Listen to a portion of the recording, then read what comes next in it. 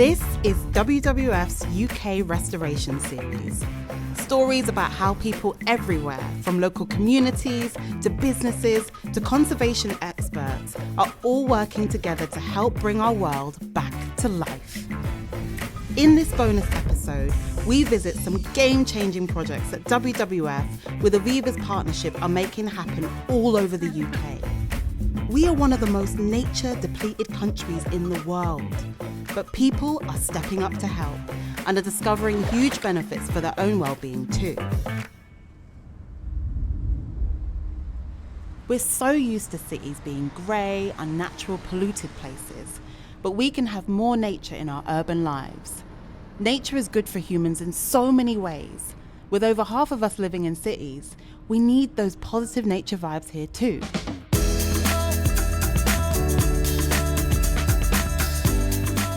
Deep in central Leicester, there is a beautiful thing happening. A vegetable garden and a wildflower area created and run by the community. This land had been derelict for possibly about 20 years. The council offered it to the local community to create a community garden. I'm here to learn. Right, Okay. we could plant up the tomato bed. Yeah. So yeah, wherever you want to put them. My hole looking holy enough. Bit deeper. It'll go. Is that all right? Yeah, it's fine. They grow loads of vegetables here, so fresh and healthy, and saving them money too. Put some more canes around it and then tie it all together. Carrot out. Anyone? This may be a small patch, but it has profound benefits for its people. It makes you feel happy. I think that's why everyone enjoys coming. I suffer with anxiety and depression, but definitely being out in the garden and being outside and hearing the birds sing, just switching off, it helps me so much. Since we've started the wildflowers, butterflies are coming out. It's amazing just seeing nature in the city. Gardening is not my cup of tea, but I'm learning here. It's amazing when you see your own fruits coming up. Go for it. I feel like a surgeon. You're like, scalpel. Oh yeah. See, Yeah, it's we're easy getting to go. Yeah. I was going to say I played no part in this. Kale for everyone. We're trying to promote healthy eating as well. There's lots of fresh fruit and vegetables. It gets people out of the houses. It prevents social isolation. Coming out and joining in with us. They've made new friends as well as helping out in this garden. I felt so happy after spending a day with them. I wanted to move into their street. There's funding for grassroots community groups like theirs, so get involved. As well as bringing nature into the city, people all over the UK are restoring lost and damaged natural habitats that we rely on in so many ways. Way up north near Edinburgh, a big group of people are working to restore a vital ocean habitat. Lush meadows of seagrass should line our coasts, but 92% of them have been destroyed. They give essential refuge to many animals, they store carbon, and they remove pollutants from the water, making it safer for us too. We need our seagrass back. At low tide, this crack team of volunteers joined Restoration Force, a major marine project bringing together businesses, experts, and communities to get stuck into some rapid replanting using sealant guns full of seagrass seeds. So we've mixed all of the seed in the cartridges, and we've got, I think there's 32 guns ready at the moment. We're going to be putting the seagrass into these shallow pools. This is because they prefer those environments. As a layperson, knowing nothing about seagrass, never having heard about it before, to learning that there was, a project on my doorstep restoring the habitat, it's been great for me to get involved. I just love seeing the impact of small things. It's close to my heart because it's somewhere where I live, and eventually I'll see it progress. I think that every little tiny bit you can do for nature in your local area is important. It's brilliant that there are projects like this. The organisations who've got knowledge, the skills, bringing in community as well. I think this is the way forward. You just can't argue with so many wins. Looking after the natural world we depend on and building community power. if we restore nature, nature restores us. There's no doubt that we're getting more extreme weather every year, and with that, worse and more frequent flooding, which devastates thousands of homes and lives. We urgently need a low-cost, effective solution, which it turns out, nature provides. So off I go into the woods near Loughborough with the Trent Rivers Trust to join another amazing project that brings together experts, community volunteers and businesses. And we all started picking up sticks. I don't know what I'm doing. I can't actually see. I can't see the woods through the trees. I didn't want to put you guys to shame at the beginning, but you know. I don't think I breathed while I was doing that. Breathing is important. The whole time. I know. It's not all that obvious how this is going to reduce flooding. So Dan is going to explain how this small act has such a big impact. We want to use the woodland as a sponge to keep the extra water that will flow from here down into the town. So we can place these barriers across the watercourse and it will start filling with silt and leaves, and that will eventually push the water into the wider woodland rather than going downstream quite as quickly. So you've got, pull it back, you then create quite a nice tight bundle. And then we can just tie that off. So we're using natural twine, it'll break down naturally. Yeah. We're not going to leave anything in the landscape that's going to do any harm. You're a good egg.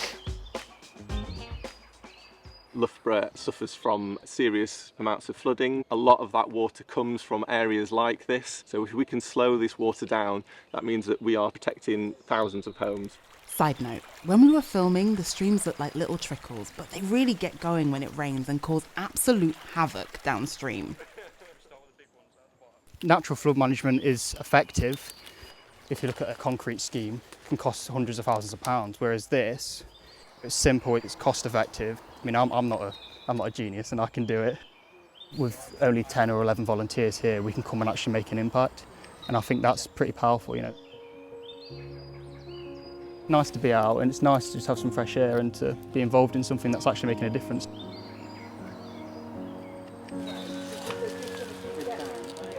I live at the bottom of the hill from here, and the water that rushes down here floods my house. You're left with that legacy for weeks and weeks and weeks. We have spent an absolute fortune on flood defences. Flooding makes a lot of difference, A, to your property value, B, to your insurance. And so I have a vested interest in slowing the flow. I work for an insurance company where we deal with people whose houses have been flooded. If a few streets are flooded, people often have to move out of their houses for several months. Those relationships, friendships can disappear for a while, and that can be really heartbreaking for people. Anything we can do to stop those houses from flooding, that's great for the people that are involved. It just feels so powerful being out here, actually. We can just pick up sticks and then we're doing something that in the grand scheme of things feels really small, but it has such a massive impact. I love that people can be so empowered and involved in applying natural solutions to the issues that directly affect them. And this is happening all over the UK. And finally, to the beautiful, restored chalk streams of Norfolk, for the sweetest time of all with the next generation of nature-loving humans. Most of the UK's kids, and even adults, will have never seen and felt what a wild natural river is like. With the support of the Aviva Access to Nature Fund, this school is creating space for their kids to make a connection they hope will grow with them. Careful you don't fall in poo. Does it smell of anything? No. Okay. It smells like basil. This will have a life-changing impact for some of those children, and at the very least it will be a memory for them when they're adults, and something that perhaps they'll hold on to and think, oh, that was really lovely and I'd like to take my children out to a river. And the more we can connect people with nature when they're young, then the more chance we've got of getting more people working towards a common goal. Mayfly. What's on there? Yellowy case caddis. Oh, look at that snail as well.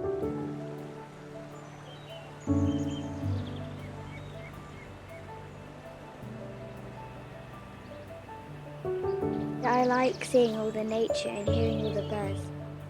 Nature's beautiful. I felt like I was going on like a massive adventure with all of my friends. Once you get children out into nature, they become alive, they connect with the world around them, and they get to experience the joy of birdsong and the greenery of the trees. They love the little insects, they love looking at the plants. You can see them relaxing, just becoming a calmer version of themselves. We must continue to restore nature so it can look after our future generations.